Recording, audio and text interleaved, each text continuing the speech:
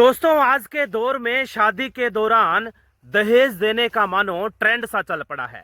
यदि कोई माँ बाप शादी में अपनी बच्ची को कोई गाड़ी गिफ्ट कर दे तो वहां पर मौजूद तमाम रिश्तेदार और सगे संबंधी मानो उसी दिन ये मन बना लेते हैं कि वो भी अपनी बेटी की शादी में ठीक इसी तरीके से गाड़ी गिफ्ट करेंगे। लेकिन दोस्तों, कहावत ये है कि जिस माँ बाप ने शादी में अपनी बेटी दे दी, भला उसके पास देने के लिए बचा ही क्या है। आज की हमारी सच्ची घटना कहानी में दरअसल एक प्रिया नाम की खूबसूरत लड़की की डोली मंडप से ससुराल जाने की बजाय मायके में ही धरी रह गई और 200 वजह थी दहेज। क्या है पूरा मामला, क्या है पूरी कहानी, उससे पोल पट्टी आप लोगों के समक्ष जरूर खोलूंगा। लेकिन दोस्तों, उससे पहले मेरी आप लोगों से हाथ जोड़कर निवेदन, हमारे YouTube चैनल पर नए हैं तो सब्सक्राइब कर लें। और दोस्तों, यदि हमारी YouTube फैमिली का पुराना हिस्सा है तो गुजारिश करूंगा और लोगों तक भी इस सच्ची घटना कहानी को जरूर साझा करिएगा। दोस्तों, बिहार प्रदेश का एक शहर पड़ता है पटना, और पटना शहर आमतौर पर आप लोग जानते ही होंगे कि बिहार प्रदेश की राजधानी भी है। उसी पटना शहर की एक कॉलोनी की रहने वाली एक खूबसूरत लड़की जिसका नाम है प्रिया।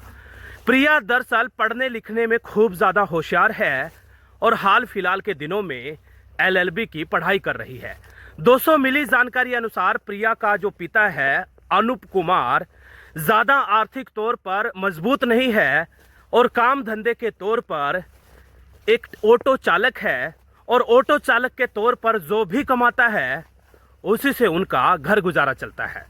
दोस्तों, मिली जानकारी अनुसार धीरे धीरे समय बीतता गया और समय बीतने के साथ साथ वो समय आ गया जब अनूप कुमार को भी लगने लगा कि उनकी लाडली बेटी की शादी कर देनी चाहिए, यानी कि प्रिया के हाथ पीले कर दे। दोस्तों, आखिरकार रिश्तेदारों से सलाह मशवरा करने के बाद एक लड़के की तलाश की गई और तलाश आखिरकार गोलू पर आकर समाप्त हो गई। वही गोलू जो कि रहने वाला तो मूल रूप से गया का था और नजदीक के एक सरकारी प्राथमिक विद्यालय में मास्टर के तौर पर नौकरी करता था। बस फिर क्या था, दोनों पारिवारिक लोग बैठकर बातचीत करने लगे और बात आ गई दहेज पर। दोस्तों, प्रिया का पिता बोलता है कि आपकी कोई डिमांड है, तो लड़के पक्ष के लोग बोलते हैं कि हमारा बेटा चूंकि सरकारी नौकर है इसलिए उसको दहेज में गाड़ी तो देनी बनेगी ही। दोस्तों, जब बात गाड़ी की आई तो प्रिया का पिता बोलता है कि हम लोग इतने ज्यादा आर्थिक तौर पर मजबूत नहीं हैं, लेकिन फिर भी हम अपनी बेटी को गाड़ी जरूर देंगे। दोस्तों, आखिरकार एक दिन तारीख मुकर्रर कर ली गई और तय की गई दिन तारीख के मुताबिक अच्छा खासा प्रोग्राम ऑर्गेनाइज किया गया। ढेर सारे रिश्तेदार, सगे संबंधी, दूर दराज कहूँ नजदीक के कहूँ, तमाम लोग वहां पर जुटे हुए थे। दोस्तों, जगह जगह ढोल नगाड़े बजाकर खुशी का इजहार किया जा रहा था। और उसी बीच प्रिया का पिता यानी अनूप कुमार कहता है कि आपको बुरा ना लगे तो दहेज का सामान देख लीजिए। दोस्तों, लड़के पक्ष के लोग जैसे ही दहेज में दिए जाने वाला सामान देखने लगे तो देखते हैं कि गाड़ी तो दहेज में जरूर दी गई, लेकिन गाड़ी i20 थी। दोस्तों, जैसे ही लड़के को पता चला कि दहेज में दी जाने वाली गाड़ी i20 है तो लड़के ने उसी टाइम मौके पर ही मना कर दिया और कहता है कि या तो मुझे फॉर्च्यूनर गाड़ी दो, नहीं तो मैं ये शादी नहीं करूंगा। दोस्तों, जैसे ही फॉर्च्यूनर गाड़ी की बात आई तो बात पहुंच जाती है लड़की तक, और लड़की ने भी साफ और स्पष्ट लहजे में कह दिया कि जो लड़का पिताजी दहेज के लिए शादी कर रहा है उसके साथ मेरी जिंदगी कैसे गुजर बसर होगी। दोस्तों, कुल मिलाकर के शादी खत्म हो गई, यानी कि दोनों पक्षों ने एक दूसरे को मना कर दिया। उसके बाद वो जो बेटी थी अंदर से बहुत बुरी तरीके से टूट चुकी थी, यानी ऐसी ऐसी बातें उसके दिल दिमाग में घर कर गई थी जो रह रहकर उसको रोंदा करती थी। दोस्तों, धीरे धीरे फिर समय बीतने लगा और समय बीतने के साथ साथ चूंकि आप लोगों को मालूम चल ही चुका है कि जो वो बेटी थी LLB की पढ़ाई कर रही थी, और आखिरकार LLB पूरी करने के बाद प्रिया नाम की वही खूबसूरत और होशियार होनहार लड़की आगे जुडिशरी जो परीक्षाएं होती हैं जज बनने की तैयारी करने लगती है। पहले प्रयास में उसको सफलता नहीं मिली, उसने हिम्मत हौसला नहीं तोड़ा और फिर से जुट गई अपनी मंजिल को पाने में। दोस्तों दूसरी बार फिर प्रयास किया गया, लेकिन जज बनने में एक बार फिर वही प्रिया नाकामयाब साबित हुई। दोस्तों मिली जानकारी अनुसार प्रिया ने तीसरा अटेम्प्ट दिया और कड़ी मेहनत और शिद्दत लगन की बदौलत प्रिया नाम की वो होनहार बेटी बिहार प्रदेश की सिविल जज चयन हो गई। दोस्तों गरीब मजदूर की बेटी प्रिया के जज बनने की एक खबर गांव गली मोहल्ले में ठीक उसी तरीके से फैल रही थी जैसे कि सूखे जंगल में आग फैला करती है। जगह जगह नुक्कड़ चौराहे पर प्रिया के जज बनने की चर्चाएं होने लगी और ना केवल प्रिया बल्कि उसके मजदूर पिता अनूप कुमार की तारीफ में भी कसीदे गढ़े जा रहे थे।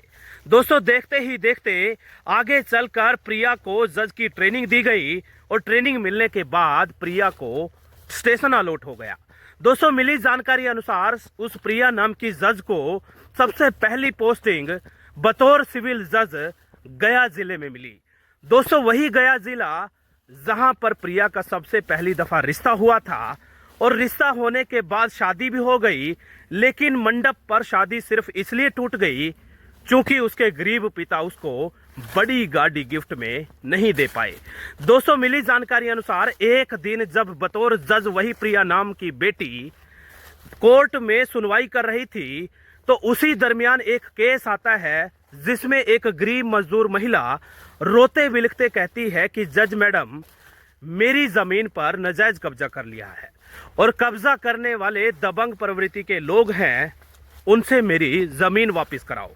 दोस्तों मिली जानकारी अनुसार जज साहिबा तुरंत प्रभाव से दबंग लोगों को नोटिस जारी करवाती है और नोटिस जारी करवाने के बाद कुछ ही दिनों बाद उन तमाम लोगों को कोर्ट में तलब किया गया। ही कोर्ट परिसर में तमाम वो दबंग प्रवृत्ति के लोग आए, वो सोचने समझने पर मजबूर थे क्योंकि दोस्तों जज की कुर्सी पर कोई और नहीं बल्कि वही बेटी बैठी थी जिस बेटी को उसके बेटे ने और तमाम पारिवारिक लोगों ने यह कहकर ठुकरा दिया था कि तुम हमें फॉर्च्यूनर गाड़ी नहीं दे सकते, इसलिए हम प्रिया के साथ शादी नहीं कर सकते।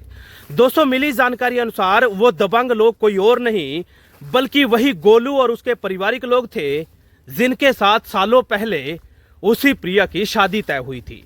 दोस्तों रिपोर्ट फैक्ट्स के मुताबिक जज साहिबा ने तुरंत प्रभाव से इतना कड़ा एक्शन लेते हुए सजा सुनाई कि आने वाली पुश्तें भी उसको याद करेंगी, आने वाले समय में भी उसकी दलील दी जाएगी।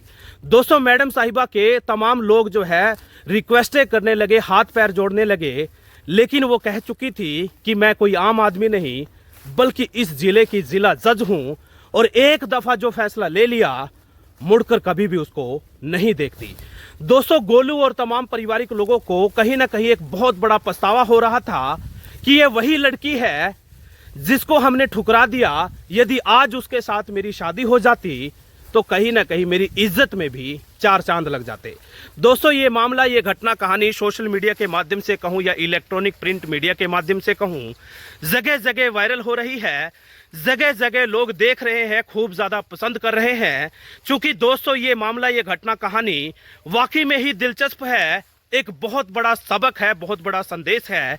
आप लोग भी कमेंट बॉक्स में जरूर बताइएगा ये मामला, ये घटना कहानी सुनने के बाद आप लोगों को क्या सबक मिला। और दोस्तों जाते जाते बता दूं कि इंसान पद पैसे और पोस्ट से नहीं बल्कि अपने व्यवहार से बड़ा होता है। क्योंकि दोस्तों जिसके विचार बड़े होंगे, जिसका व्यवहार बड़ा होगा, अमूमन आमतौर पर देखा गया है कि वो व्यक्ति आगे चलकर काफी बड़ा इंसान बन जाएगा। दोस्तों ये थी आज की हमारी घटना और कहानी। आप लोगों को कैसे लगी कमेंट बॉक्स में जरूर बताइएगा। लेकिन जाते जाते आप लोगों से अपील करूंगा कि अलर्ट रहिएगा, सतर्क रहिएगा, कहीं ऐसा ना हो इंसान रूपी मखोटा पहनकर कोई बहरूपिया आपके इर्द गिर्द किसी बड़ी घटना कहानी को अंजाम दे जाए, आपको कानों कान खबर भी ना लगे और आप भी किसी घटना कहानी का हिस्सा बन जाए। इसलिए सतर्क अलर्ट रहने में ही भलाई है, सतर्क और अलर्ट रहने में ही आप और सबका बचाव है। दोस्तों मुझे दीजिएगा इजाजत, फिर हाजिर होऊंगा इसी तरीके के एक और घटना कहानी के साथ। तब तक अपना ध्यान रखिएगा, बहुत सारा अपना ख्याल रखिएगा।